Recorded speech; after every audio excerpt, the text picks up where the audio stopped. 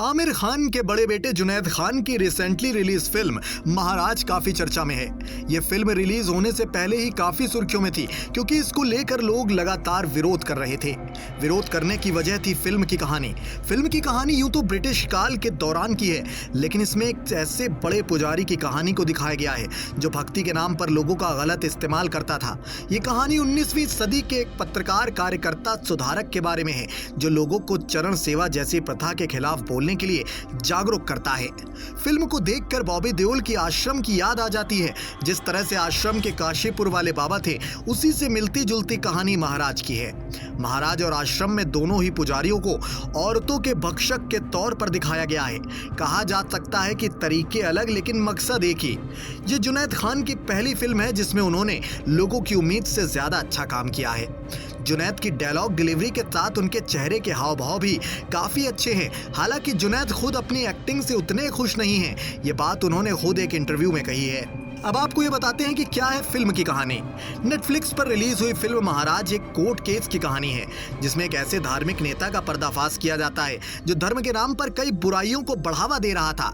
करसन दास एक समाज सुधारक और पत्रकार थे जिन्होंने अपने लेखों में धार्मिक नेता जे बाबा को बेनकाब किया था।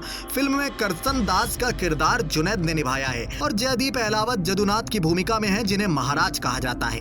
इस कहानी में शालिनी पांडे करसन की मंगेतर किशोरी की भूमिका में है जिसे जदुनाथ उर्फ जे चरण सेवा के लिए चुनते हैं। उन्हें इस बात का गर्व है कि महाराजा उन्हें इतने सारे भक्तों के बीच में चुने हैं। बचपन से महाराज की अंधभक्ति में पली लड़की ये नहीं समझती कि चरण सेवा में चरण सबसे अनावश्यक शब्द है और ये वास्तव में सेवा नहीं बल्कि शोषण है। जब तक किशोरी को यह समझ आता है तब तक बहुत देर हो चुकी होती है। किशोरी से करसन का रिश्ता टूट जाता है। किशोरी के साथ महाराज ने जो किया उसकी वजह से किशोरी अपनी जान दे देती है। यहीं से असल कहानी शुरू होती है। किशोरी के मरने के बाद करसन दास के सवाल शुरू होते हैं। वो लोगों को बाबा की सच्चाई बताने के लिए इस प्रथा को खत्म करने के इरादे से अपनी एक मैगजीन निकालने का फैसला लेता है। ये पूरी बात कोर्ट तक पहुंचती है। फिल्म में करसन कोई नास्तिक नहीं है बल्कि वो उस धर्म को मानता है जिसका ठेकेदार वो बाबा बना बैठा है। करसन कोर्ट में एक बात कहता है कि भगवान हमारे दिलों में उसके लिए किसी तीसरे की जरूरत नहीं है। इस फिल्म को देखकर लगता है कि जुनैद ने अपने पिता आमिर खान की पीके से प्रेरणा ली है। हालांकि ये फिल्म एक असल कहानी से ली गई है। अब आपको ये बताते हैं कि क्या है चरण सेवा।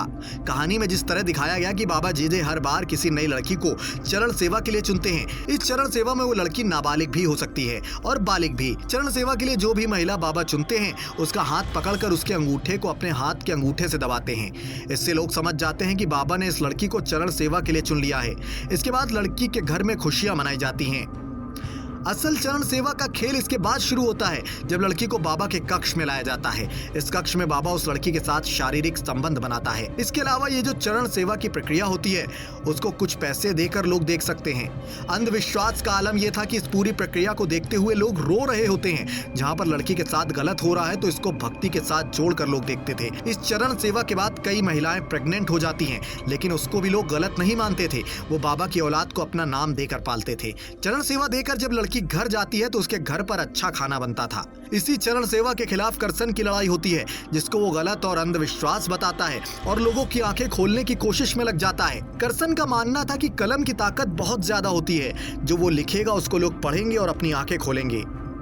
इसी कलम की ताकत से जे को भी एक डर होता है जिसके लिए अखबारों को बंटने से पहले ही गायब करवाने की तमाम साजिशें वो करता है। अब इस फिल्म को लेकर सबकी तमाम तरह की प्रतिक्रियाएं भी सामने आ रही हैं, मगर इसको एक सिनेमा के तौर पर या फिर उन पुरानी प्रथाओं को खत्म करने के लिए किए गए तमाम प्रयासों के संघर्ष के तौर पर देखा जाए तो एक ये अच्छी फिल्म है। इसमें विधवा प्रथा, अंधविश्वास, लड़कियों की पढ़ाई, चरण प्रथा, इस तरह के मुद्दों को लोगों तक पहुंचाने की कोशिश की गई है। इस फिल्म को आप अंदाजा लगा सकते हैं कि आजादी से पहले भी वो समस्याएं थी जो कई जगह पर आज भी वैसी ही चली आ रही हैं। करसन एकमात्र इंसान है जिसने महिलाओं के लिए लड़ाई लड़ी, अपना सामाजिक बहिष्कार तक करा लिया। इतिहास के पन्नों में कई ऐसे करसन मिल जाएंगे जिन्होंने इस तरह की कुप्रथाओं के लिए अपनी जी जान लगा दी, जिसकी वजह से आज महिलाएं आजादी के साथ अपनी जिंदगी जी पा रही हैं।